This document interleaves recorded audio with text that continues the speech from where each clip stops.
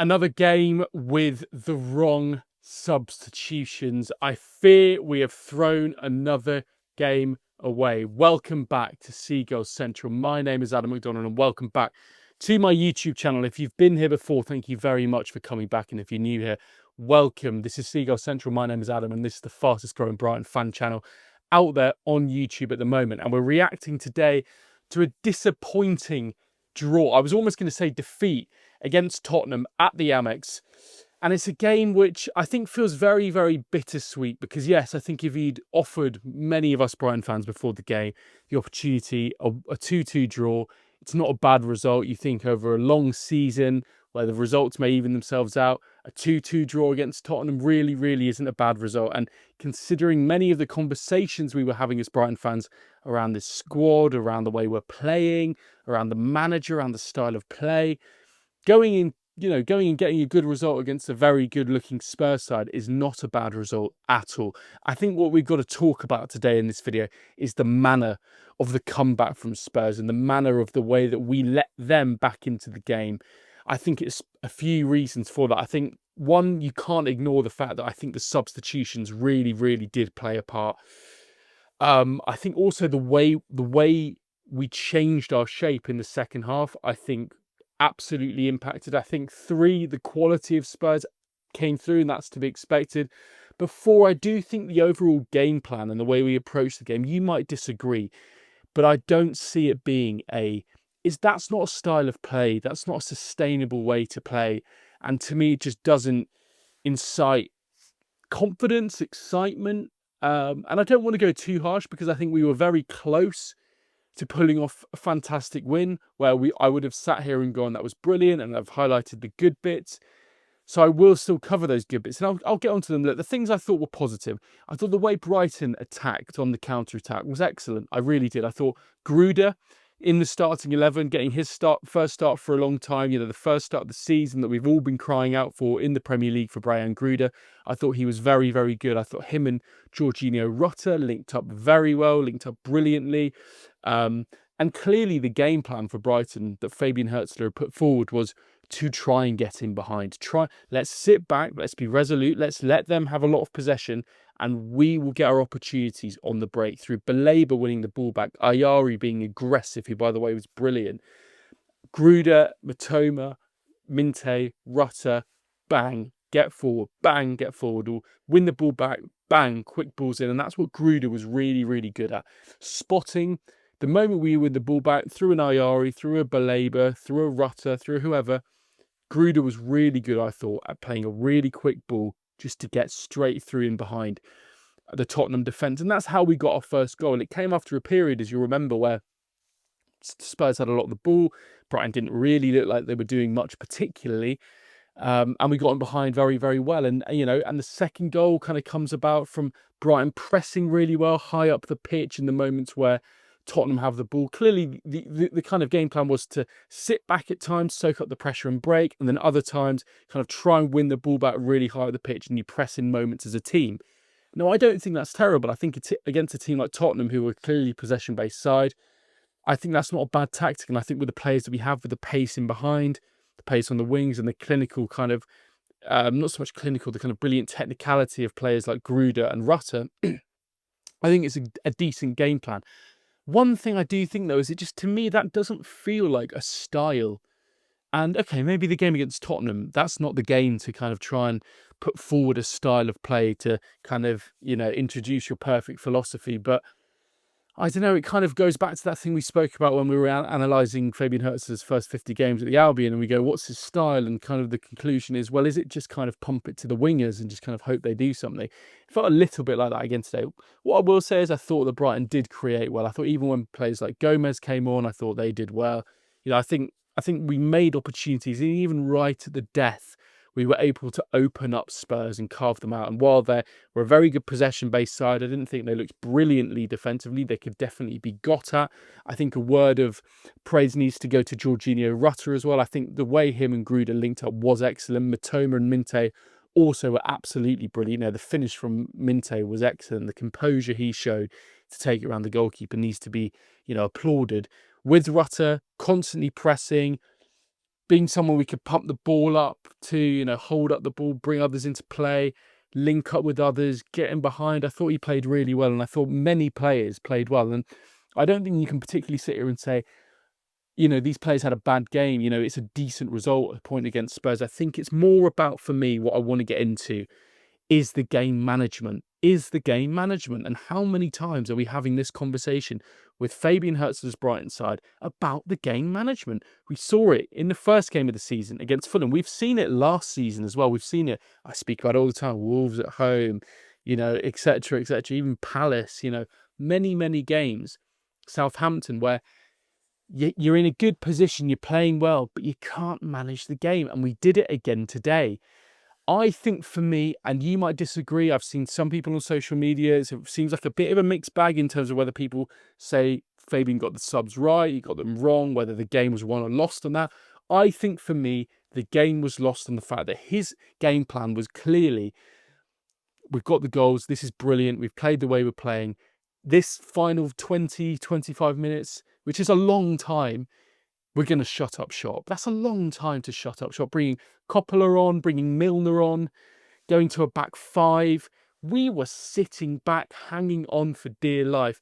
And it went from playing on the counter-attack quite effectively to ultra defensive, park the bus. Let's literally just kind of soak up everything we get. And then obviously, when your backs are against the wall and they're throwing mud at the wall one by one, ultimately one thing is going to stick for them. And it was a very unfortunate moment where Jan-Paul van Hecke, the ball kind of ricochets off him. Even with the first goal, I think we got to talk about the defending there. That wasn't brilliant in itself, but I think there was an element of unluckiness. The two goals that Spurs scored were quite unlucky from a Brighton perspective, but I think the way that we were inviting the pressure, I would have loved to have seen, and I know it's easier said than done, I think we could have continued playing that way of letting them have the ball, soaking up the pressure. But I think what Fabian Hürzeler did by his substitution was completely neuter any threat that we had going forward. Milner coming on for Gruda, offering pretty much nothing when it comes to attack. Okay, there was a good ball he played into Mitoma, to be fair, but in terms of getting forward with pace that we were doing so well, you're thinking about the first half, we'd win the ball, we'd get forward with pace, such pace. We just couldn't do that in the second half. Bringing Milner on for Gruda, we just weren't able to do that. Then obviously bringing on Danny Welbeck as well, bringing on Coppola, Wiefer at left wing back, who came on for Kadıoğlu, who, by the way, I thought had a very good game. I think by and large, he did a very good job against Kudus. Okay, he's not a natural, proper kind of defensive fullback, but I thought we saw very good signs of him. And I'm excited to see kind of more of him. I would have liked to have seen, I know it's easier said than done, I would have liked to have seen, I think it would have made much more sense when we're up, backs against the wall. If we're going to do that, if we're going to invite pressure, if we're going to go back five, if we're going to bring Coppola on, if we're going to bring Milner on, fair enough, I can maybe stomach that. I just think we needed more in that moment going forward, because am I right in saying I think we might have still kept on Minteh and Mitoma, to be fair, but I think we'd taken off Minteh at this point, hadn't we? And kind of there was a moment where we'd won the ball back high at the pitch. We were getting forward. We were trying to break him behind. You look around and Diego Gomez is there. He's got no pace. Danny Welbeck's around him. He's got no pace. Mitoma, to be fair to him, is at left back, so he's trying to get on the pitch. We have no pace around up front in those final moments to kind of replicate, to mirror what we were doing so successfully against the Spurs backline in the first half. I think bringing Danny Welbeck on was the wrong call. I think, and I know we all say, when's he ready? I think bringing on Stefanos Tsimas, that would have been a brilliant opportunity in the second half. Even in the last 10, 15, 20 minutes, to just get in behind. So, okay, we lose Rutter, he has to come off, that's fair enough. We lose Gruda, they have to come off, that's fair enough. But we lost all of the zip, all of the bite, all of the pace. So from a sense of both defensively inviting pressure, I think they were the wrong substitutions. But I actually also think attacking-wise, in terms of getting the best out of what we were doing and trying to replicate that and really kind of make the most of Spurs' weakness, I think we made an error there in the substitution. I do feel very conflicted now around where we are for Brighton. I think it's been a disappointing start. I think I want to be careful saying that because you don't want to sound too kind of entitled. Obviously for Brighton, a good result, I still feel deep down, is staying up 17th place on goal difference, all of that. But if we get in the real world for the minute and speak about the expectations on this club, that the club themselves, Paul Barber, Tony Bloom, have set, I think we are underperforming. I think we are not getting enough out of the talented group of players that we have. I think there is culpability on the technical staff side in terms of recruitment, in terms of buying players that maybe aren't ready. Maybe we are weaker than we have been maybe this time last season in terms of personnel in kind of a going forward sense. Maybe we haven't recruited perfectly, and maybe that's why Jason Nato's in and David Weir's out. Maybe that is a thing, but I do think we have a very talented squad, and I don't think this manager is getting the best out of it. I'm not seeing a coherent style of play. I'm seeing moments where you think, okay, 2-1, that's fine. This is manageable. We can get a goal on the break. We can, Gruda, Rutter could have played 90 minutes. We're going to Barnsley in midweek. They're probably not going to feature there. Could we not have brought Seamas on for 10 minutes at the end? I just think, and the way the whole game was shaped from Hürzeler towards the end, I just think was wrong. And I'm beginning to lose a bit of hope, I'll be honest. I've gone in waves. I've gone up and down. I felt I was proved wrong last season a little bit, but my lingering doubt has always been there. It is still there. I'm never, ever going to kind of say I think a manager should be sacked, but I do feel conflicted. I do feel like we're not getting the best out of this side, and I do feel like the way we're playing isn't particularly coherent. I think the game plan was quite good for 55 minutes today. I don't know. But even then, it wasn't an inspiring performance, and it wasn't one where I felt like we've really kind of unlocked the tactics of this game, and it's a masterclass. It kind of just felt a bit like Moments FC again, really.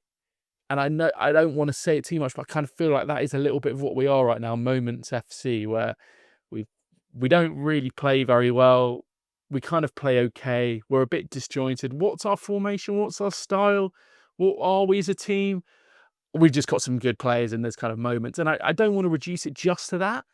And I know it's not that, so please don't accuse me of saying that. But I do kind of feel the essence of that being a thing. I do feel like we are kind of Moments FC, which is a shame. So I don't know. And maybe, I will row back on some of these comments, and maybe next week when we analyse, the game a bit more and we reflect on topics in a more wider sense, which will be coming in a few days' time, as you know, if you watch this channel regularly, maybe we'll view it differently and maybe the analysis will change. But right now, after the game, this is the kind of instant reaction that I'm feeling. It doesn't feel right. It feels poorly managed, and it feels like a repeat of what's happened before. And it is a shame. Let me know if you agree. Do you think the subs were right? Do you think the subs were wrong? Do you think Fabian Hürzeler should have done things differently? Let me know in the comments. As always, thank you very much for watching this video. If you've got this far in the video and you haven't already, please hit that subscribe button. Turn your notifications on, get in the likes, come join the family of Brighton fans. We upload a few times a week, 2, 3, 4 times a week sometimes even more than that. And it's one of the fastest growing Brighton channels out there. And I really, really appreciate you watching this and coming back if you have done. Thank you very much for watching. I'll see you on the next one. And I'll see you after the Barnsley game too, but we'll do one before that. Thank you very much for watching. I'll see you on the next one. And as always, up the Albion.